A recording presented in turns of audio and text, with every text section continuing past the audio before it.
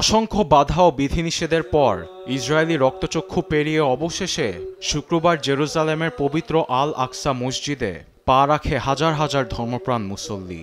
নামাজ আদায় করলেও পদে পদে ছিল ইসরায়েলি বাহিনীর কঠোর নিরাপত্তা। কিন্তু রমজানের প্রথম জুম্মায় নামাজ আদায় শেষে সৃষ্টিকর্তার প্রতি জানান অশেষ কৃতজ্ঞতা।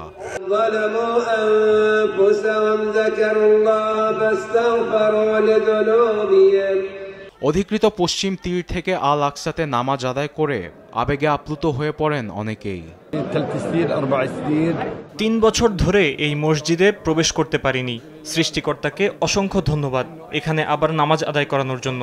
এটা পুরো মুসলিম বিশ্বের জন্য খুশির দিন। বলে বোঝাতে পারবো না যে এখানে নামাজ আদায় করার কথা কতটা স্মরণ হয়। দিনের পর দিন আমরা এখানে সালাত আদায় করতে পারা থেকে বঞ্চিত। যখন ছোট ছিলাম তখন নিরাপত্তার অজুহাতে আমাদের প্রবেশে বাধা দেওয়া হতো।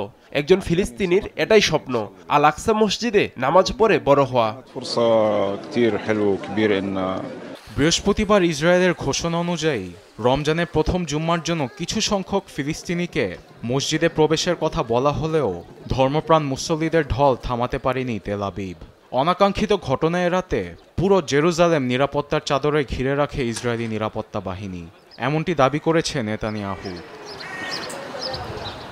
2023-এর 7 অক্টোবরের পর পশ্চিম তীর থেকে পূর্ব জেরুজালেমে ফিলিস্তিনিদের প্রবেশ কঠোরভাবে সীমাবদ্ধ করেছে ইসরায়েলি বাহিনী।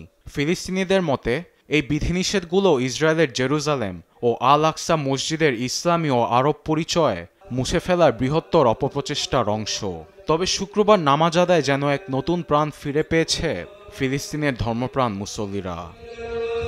আরবেদ আফসার, নিউজ ডেস্ক, দেশ টিভি।